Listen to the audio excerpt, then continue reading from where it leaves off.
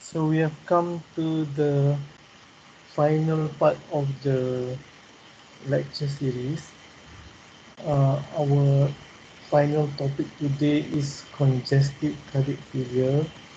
This is the final topic because it is a conclusion of all the topics that we have discussed before this. Okay, why do we talk about congenital heart disease, about ischemic heart disease, about heart attack, acute coronary syndrome, about infective endocarditis, about valvular heart disease? Yeah, because if untreated, all illness in the previous topic, all the illness in the cardiac topics that we talked in the CVS will end up with the heart losing its function. Okay, when the heart is damaged and it loses its function, we call this condition cardiac failure. Okay, heart failure. Okay, when the heart fails to do its work, then the whole body will die because the whole body depends on the blood that is pumped by the heart. Okay, so when the heart fails, the body will fail also and the patient will die. Okay, so when is uh, the heart considered to be in failure? The heart fails when it is not able to pump blood to the rest of the body, enough blood to the rest of the body. Okay, it is called congestive cardiac failure because the failure of the heart to pump is due to the muscles of the heart is weak and therefore it's not able to pump blood. Then it is congested. There is a lot of blood in the heart, but it cannot go out because it cannot be pumped. Okay, so what can cause heart failure? It is caused by all the problems that we have discussed in the CVS course. Okay, that is your answer to this question if you are asked. Okay, it can be caused by congenital heart disease, valvular heart disease, ischemic heart disease. So all the topics in the CVS course are the reasons for the heart to fail. Okay, so today we're going to go through some of the symptoms when the heart fails. Okay, if the heart is not able to pump, then the patient will have shortness of breath on exertion. Okay, so this is also called dyspnea. Okay, dyspnea means awareness of your breathing. Okay, usually when we breathe in and out, we are not aware. We are not uh, consciously trying to breathe in and out. Okay, but if we have to make effort to breathe in and out, make an extra effort to breathe in and out, so you call this condition dyspnea. Okay, uh, uh, another symptom is called orthopnea. Yeah, orthopnea means uh, uh, you get uh, short of breath when you are lying flat, but when you sit up or stand up, then the shortness of breath become less. This is orthopnea. Yeah, it is because when you lie flat, there will be accumulation of fluid inside the lungs because the blood flow from the lung is congested because the blood flow cannot go through the left ventricle because it is also not able to pump its content to the body. Okay, this is a symptom of heart failure called orthopnea. sometimes when people uh, lie flat in bed and they sleep at night, they wake up in the middle of the night. So this is called paroxysmal nocturnal dyspnea. Okay, PND. Prof, Yeah. are you doing screen sharing? Because we can't see anything. Oh, I will try again. Yeah.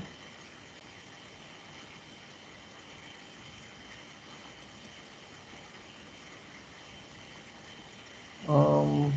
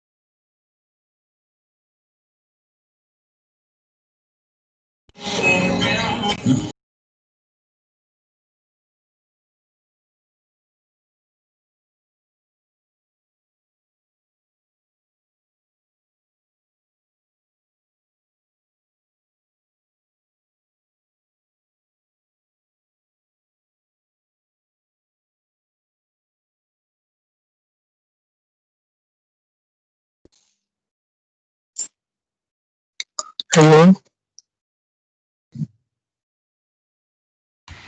Prof. Huh? Yes, Prof. Can you hear me? Yeah. Okay. I'm still struggling. I'm still struggling with my computer. Mm, okay. Uh, let's talk about heart failure. Yeah.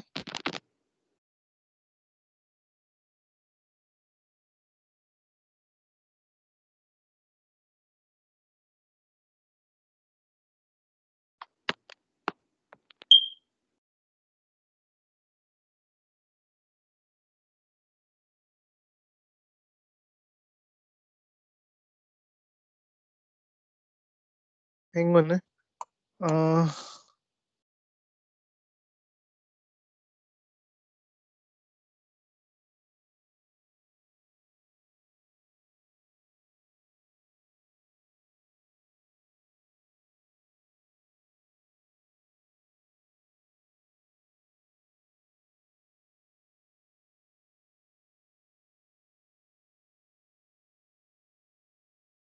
I'm trying to use another computer now.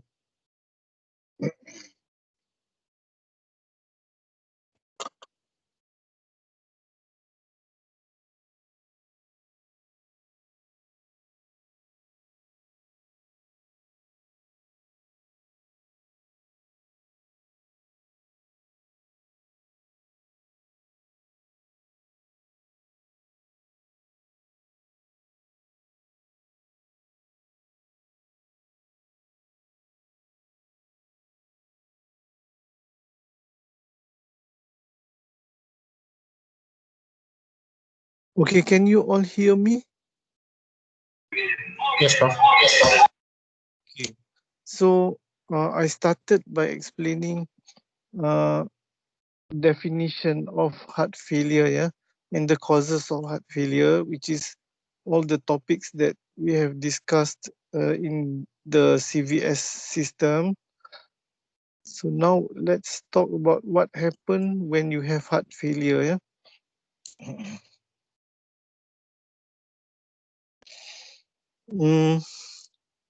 What happens is when the heart uh, pumps blood to the whole body, and the heart fails, then the blood get congested into the lungs. You call this pulmonary edema. Okay, so when the blood get congested into the lungs because it cannot pump blood to the rest of the body, then you will have problems like shortness of breath on exertion and orthopnea and paroxysmal nocturnal dyspnea.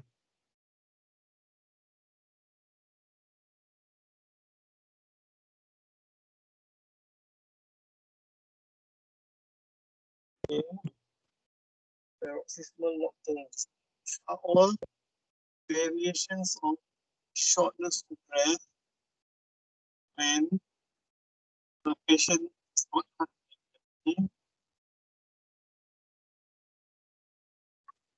So along with this, when you examine the patient, you can see signs of heart failure. Okay? Number one, the heart will be in tachycardia. There will be spaced apex beat. There will be increased JVP. There will be ascites, edema. There will be hepatomegaly. These are all features that you can see in patients with heart failure. Okay?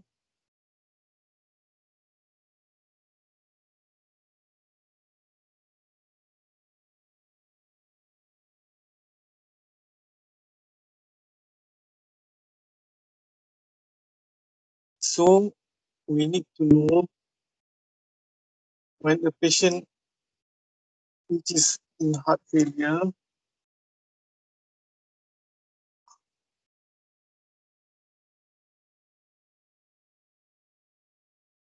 what do we do?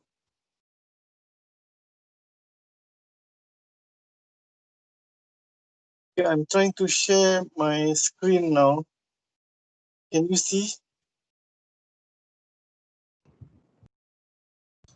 Yes, Prof. Okay.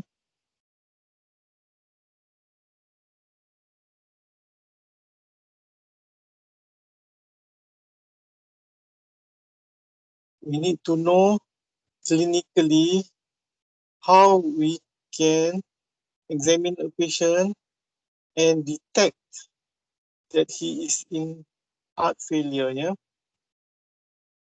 what do we do to be sure that the problem of shortness of breath and all the signs are actually due to his heart and not his lungs? We do a chest x-ray.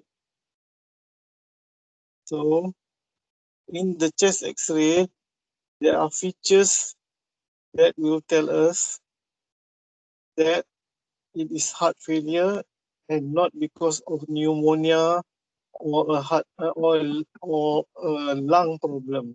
Okay, so there are features that we need to identify in the chest X-ray. You will see that in the chest X-ray, you will see that the lung is busy, it is full of blood vessels.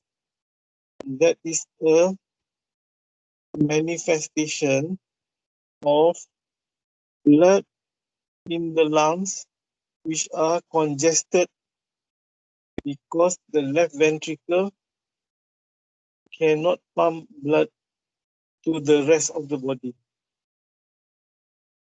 Okay, these are features of the chest X-ray, and technically, number one, it shows that there is what is called bat wings appearance, which is at the hilum of the lung. You will see blood vessels all congested, like it looks like a bat's wing. Okay. Number two, there is upper lobe diversion, means the blood vessel pointing upwards towards the upper lobe of the lungs. Okay. Then there will be lines over the side of the chest, the lungs. It's called curly B lines. You'll see that the heart is big and congested. You call this cardiomegaly. And you will see fluid being accumulated at the costophrenic angle, like it is the lungs, the fluid is already gone out of the lungs and causing pleural effusion. So these are the chest X-ray features of congestive cardiac failure. Or if it occurs over 1 or 2 days, we call this condition acute pulmonary edema. That's the first point, okay? The clinical symptoms, the clinical signs, and the chest X-ray features. Okay, I repeat again. There's shortness of breath on exertion, autopnea, paroxysmal nocturnal dyspnea, lethargy, weight loss, and on signs that you see when you examine, there is tachycardia. Okay, you hear the third heart sound or S3, then the fourth heart sound or S4, and you see that the apex beat is displaced. There is crepitations over the lung fields. You can feel left parasternal heave, a loud second heart sound, E2, raised JVP, hepatomegaly, and also ascites and edema. Yeah? So these are the symptoms and signs of heart failure. And if we are not sure, we can do a chest X-ray, and you will see a chest X-ray like that. Okay, if you want to see more pictures like this, you can go to Google image and look and just type congestive cardiac failure. You will see a lot of these pictures. Okay, there are 5 characteristics of the chest X-ray: bat wings appearance, upper lobe diversion, curly B lines, cardiomegaly, and loss of costophrenic angle. Okay, so this is what happens when you have heart failure. Okay, let's look at the pathophysiological consequence. Okay, what happens when you have heart failure means the heart is not able to pump. What happens is your BP starts to drop. When your blood pressure starts to drop, there are compensatory mechanisms to increase back the blood pressure so that enough blood is supplied to the rest of the body. Okay, so there are mechanisms to improve the blood pressure back to its normal value. Okay, so what does the body do to reinstate back the blood pressure? This compensation is called neurohumoral compensatory mechanism. Neuro means using nerve.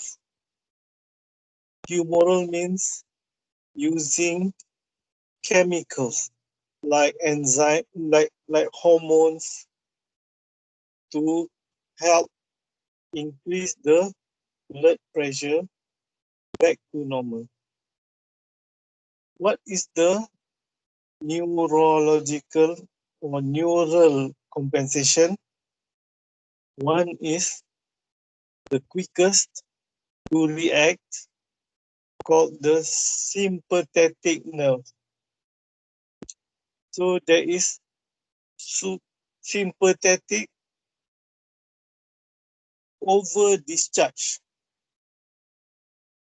The sympathetic discharge will act on the heart and act on the sinoatrial node to cause the sinoatrial node to go into tachycardia. Then it will also act on the myocardium to cause increase in contractility. So it will cause what is called positive inotropic, which is increase in contractility, and positive chronotropic effect. Okay, so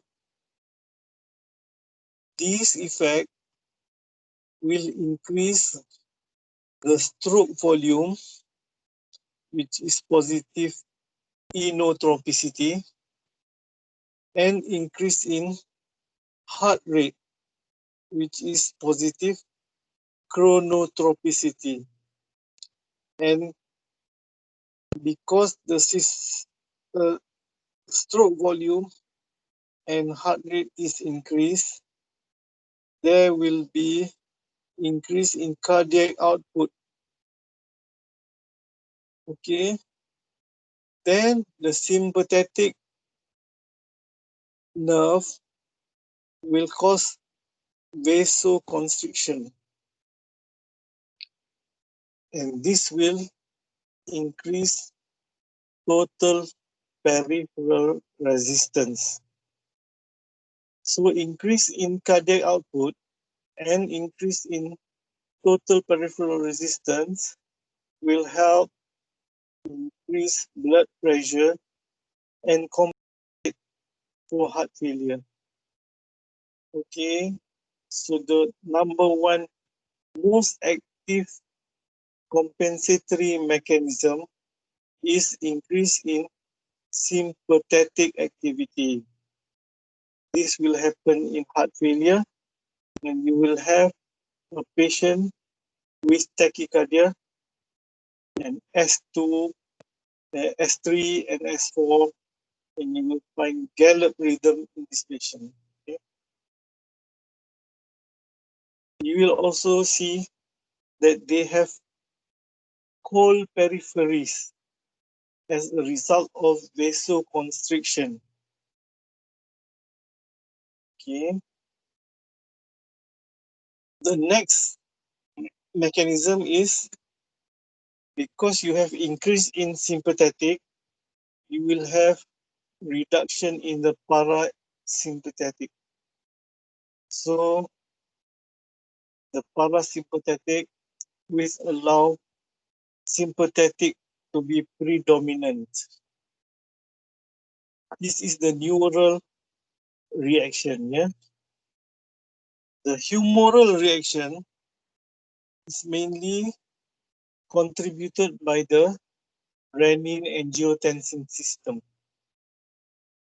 So when you have heart failure, the renin-angiotensin system will be activated. The sensation of low blood pressure will be sensed at the renal circulation.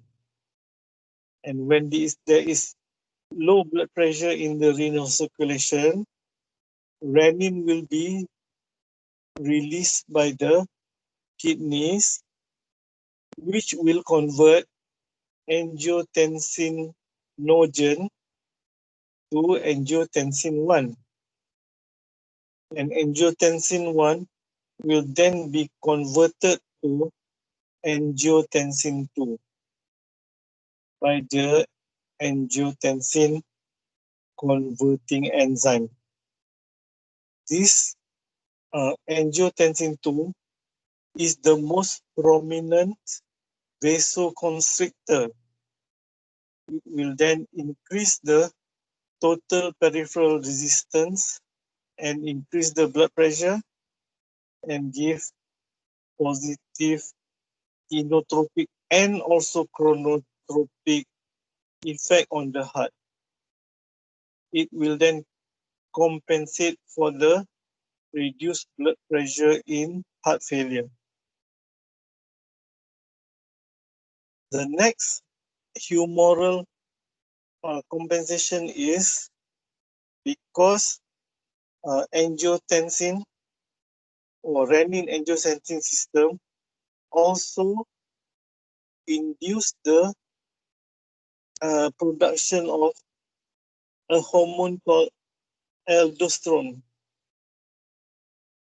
And aldosterone, when it is produced by the suprarenal glands or the adrenal glands, they will be released in the circulation and they will cause increase in sodium and water retention from the kidney. They will increase blood volume and increase blood pressure. Okay. The third humoral response is also from the adrenal glands, and the adrenal will produce adrenaline and noradrenaline. Both of these causes vasoconstriction and also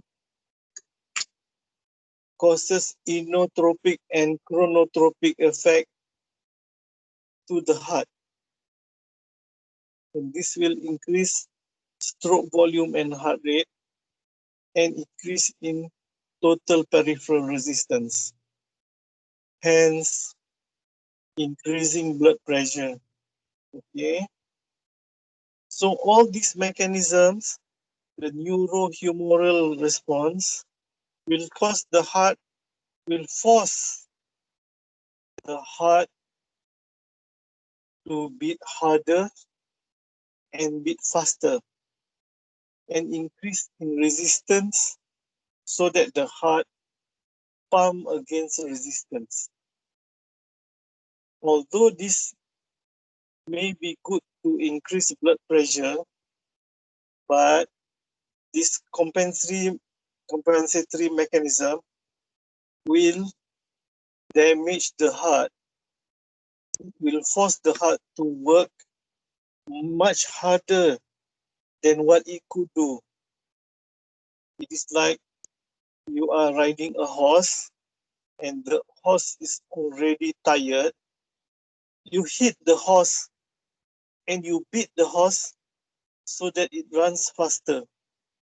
Eventually, it runs faster, but it will die. Okay, so this compensatory mechanism is not good for your heart.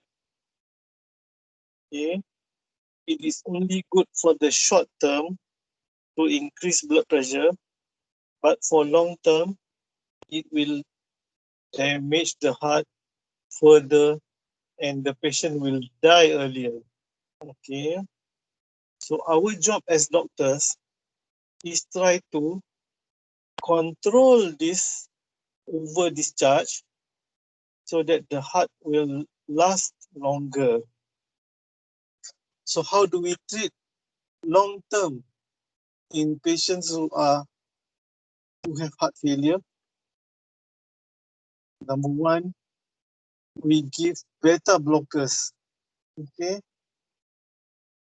we slow down the heart so that it doesn't go too fast. Okay, then we give angiotensin converting enzyme inhibitors so that there is not too much vasoconstriction, so the heart can pump nicer without too much resistance. Okay. Also in the same group, we can give a drug called angiotensin receptor blocker. Okay. To counter the effect of aldosterone, we can give diuretics such as spironolactone. Okay, so this is how we treat heart failure. So you must understand what are the acute compensatory mechanism and how it hurts the heart further and how we need to control it in the long term so that we save the heart. Okay, so this is the points that you need to remember in heart failure. Okay, so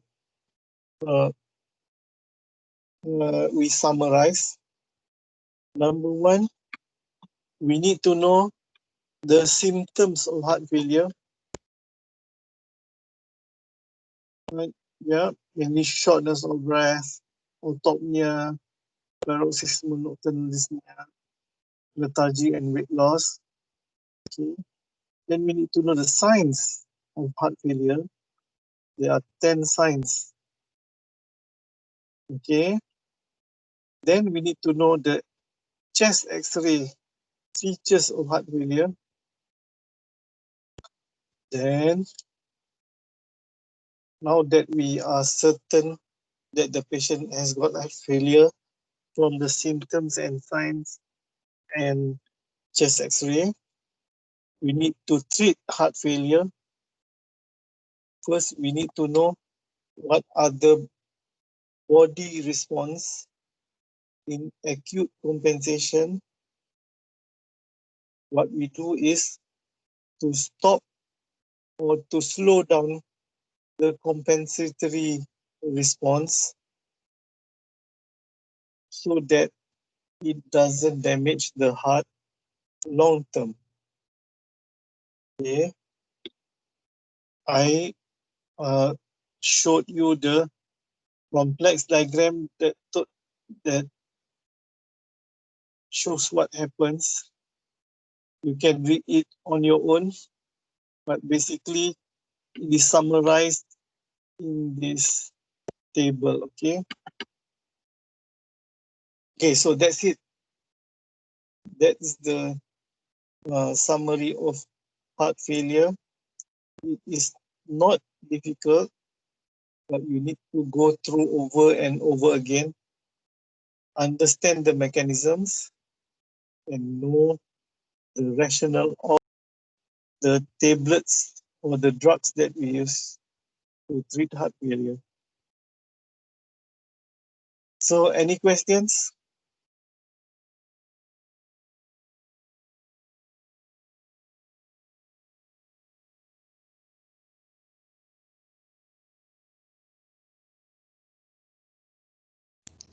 Prof. Yes. So in heart failure, in heart failure, you get pulmonary hypertension, then pulmonary edema, right? Not pulmonary hypertension, pulmonary edema. Oh, right. Pulmonary hypertension is in mitral regurgitation, mitral stenosis, okay, or patients who have chronic obstructive airways disease, you can get pulmonary hypertension also, yeah? But not in heart failure. In heart failure, you get pulmonary edema.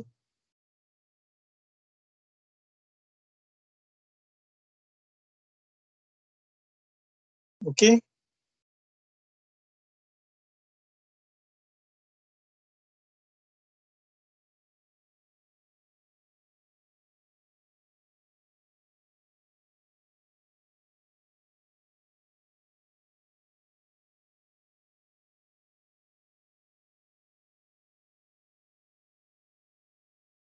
Any more questions?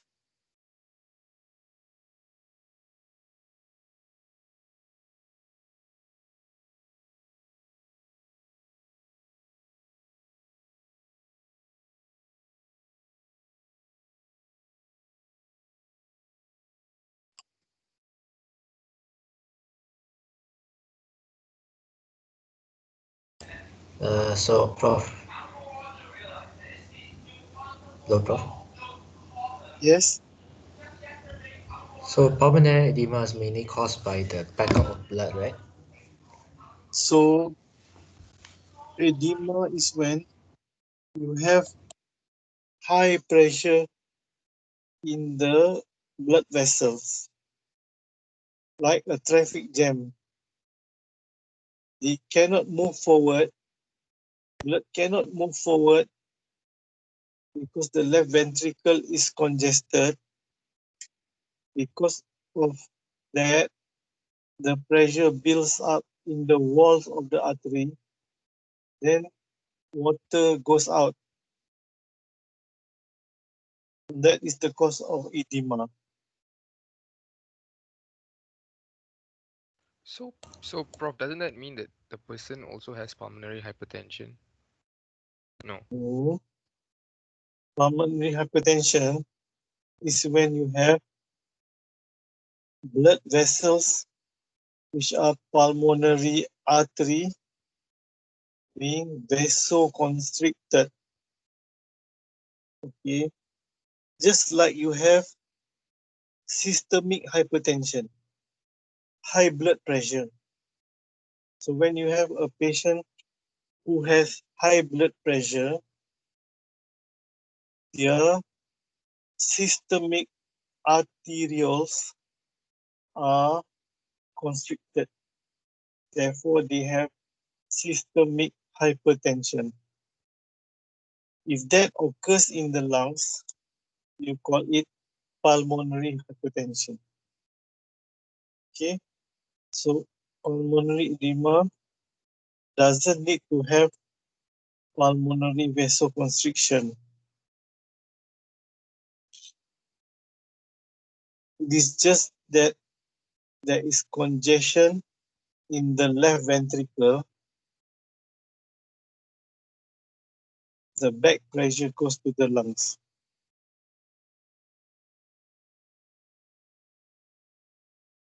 So, okay, Prof, now I'm a bit confused. Okay, can we go back to mitral regurgitation then? Sorry. Okay. The So same, can the you same. explain to me Sure. why is it that we have pulmonary hypertension in regurgitation then? Okay. So, the blood is congested in the lungs over a long period of time.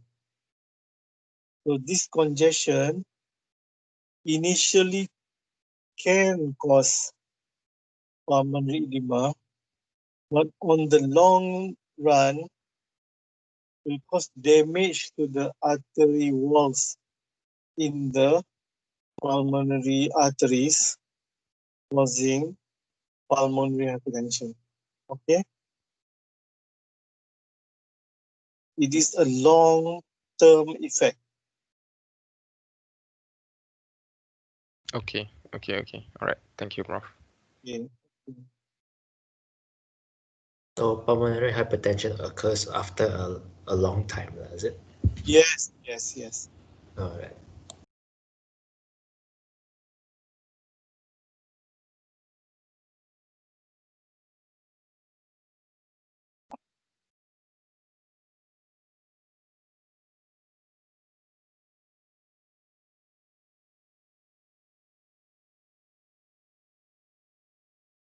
So okay, yeah.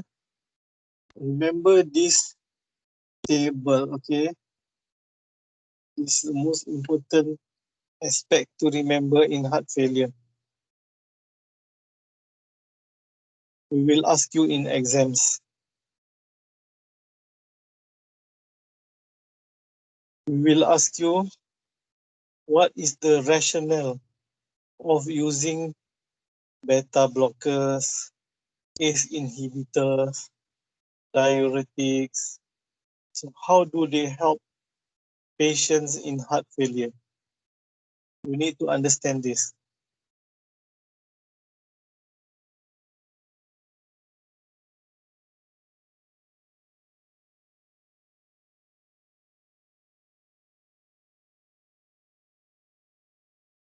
So no more questions?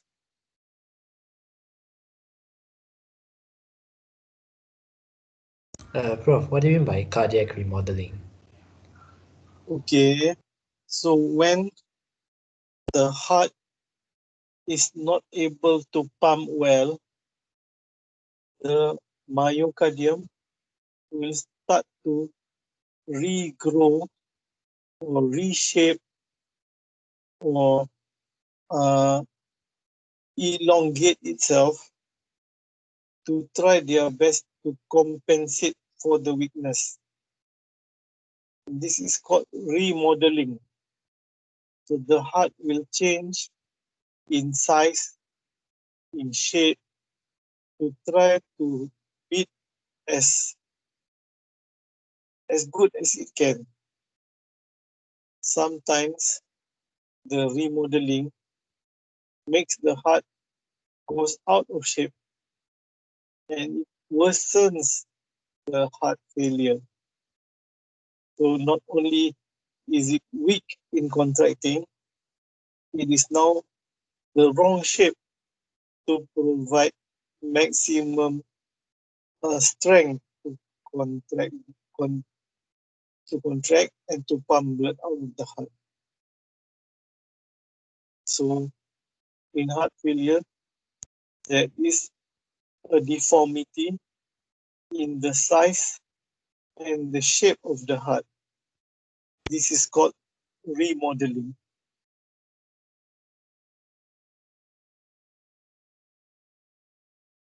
Remodeling is not good for the heart. It makes the heart less efficient.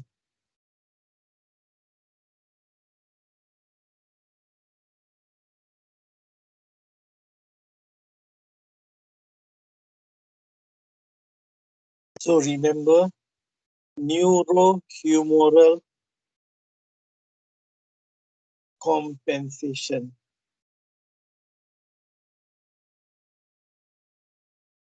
Neuro is mainly sympathetic. Humoral is mainly renin angiotensin system.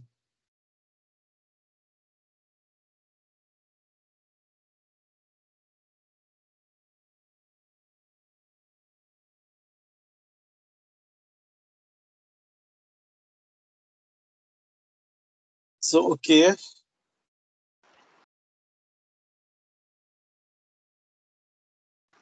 Doctor, I want to ask, when we need to use the digoxin, isn't digoxin will increase the contraction of heart? Okay. Long time ago, when I was a medical student, the mainstay of treatment of heart failure is digoxin.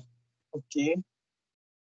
But we no longer use digoxin because people have found out that digoxin increases the contraction of the heart and it forces the heart to beat harder, but the long-term effect is bad on the heart. It will cause the heart to die quicker. So digoxin is not the treatment of choice.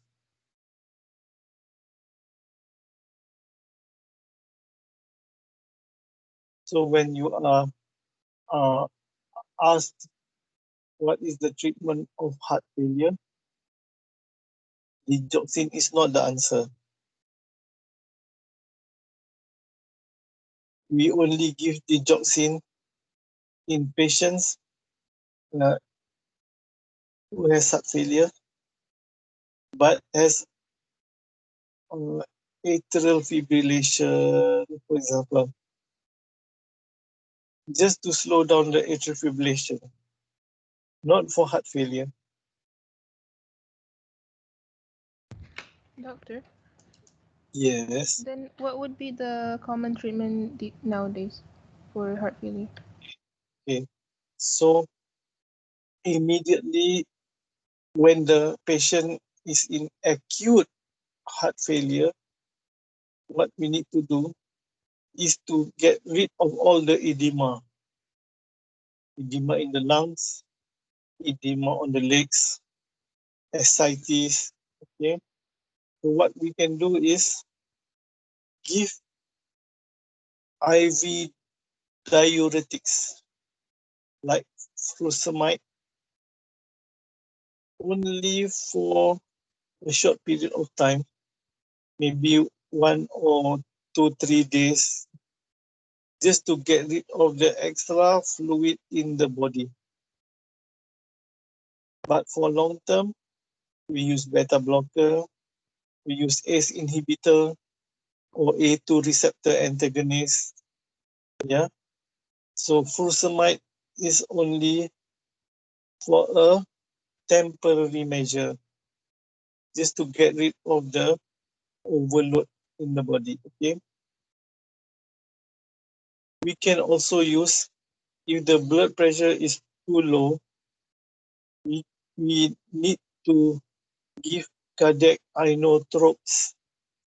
We can give dopamine, dobutamine, only for a short period of time to compensate for the low blood pressure, but we don't give it long term because it will damage the heart.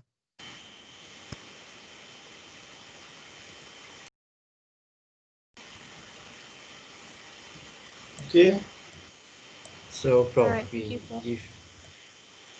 if you, let's say the person's blood pressure is low with heart failure, we just give like dopamine or digoxin for a while, then only we stop it. Yes. Yeah. You can use dopamine, dobutamine, adrenaline, noradrenaline. Okay. But cannot Yeah, use. but then we cannot continue. Cannot. Okay. And they are in Intravenous preparation. There is no tablet. tablet dopamine or tablet adrenaline. Okay, you can only use it in ICU condition, Maybe for a few maybe days. for a few days. When the BP And when the start to BP start to pick up, then you slowly slowly tail tail down down the the dose. dose. Okay?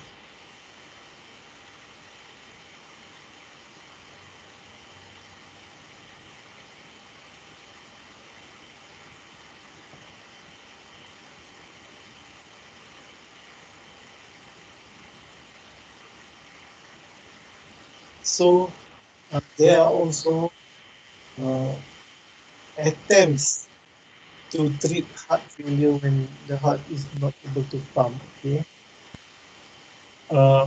there are surgical techniques like wrapping the heart with uh, uh, muscles, trying to help it beat better. Okay, there are also attempts at uh, injecting the myocardium with mm, stem cells so that the stem cells can differentiate and uh, turn into new myocardiums and help the heart beat better. Okay. These are all not yet successful. Uh, the option that has been attempted all over the world is when the heart fails and is no longer able to pump blood, we can plan or we can uh, eventually do a cardiac transplant. The problem about cardiac transplant is you don't have people generous enough to donate their heart. You don't have enough people to sign consent that when they die, they allow their heart to be taken out to be transplanted to another person. Okay? So cardiac transplant is still an ethical problem all over the world. Although it is very possible and doable, and we have the technology, but we don't have enough donors. Although we have so many healthy heart that die in motor vehicle accident.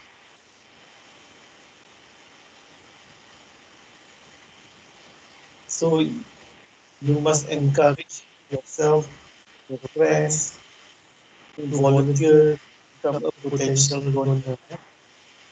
Because we need donors to help patients with heart failure. There is a saying, don't take your heart to heaven because God knows we need it here.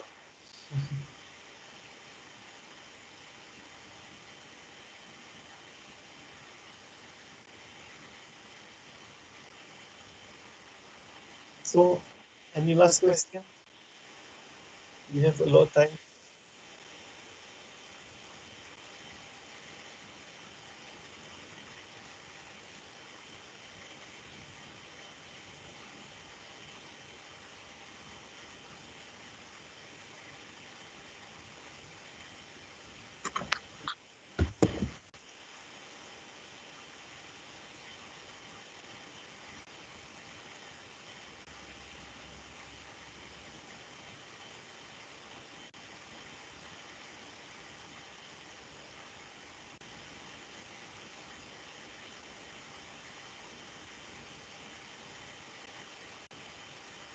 Okay. So again, I'm sorry because of the computer glitches. I've tried my best. I'm not sure why. Maybe the Maxis connection in my house is not good. I'm not sure. I hope you understand the session. Okay, no more questions.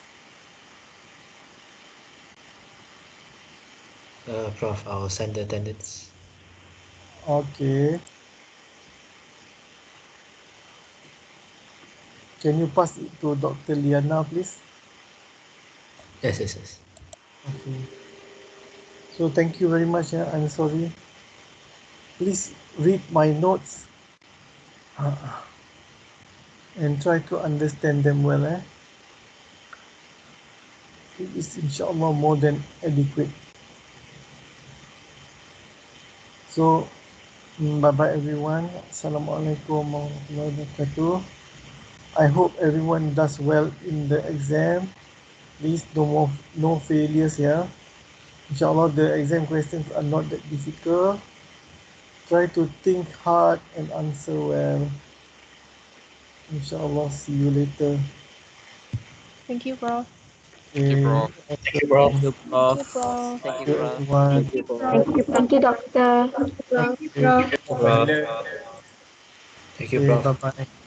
Okay, assalamualaikum. Thank you, Thank Prof. you, Doctor. Okay, thank you so much.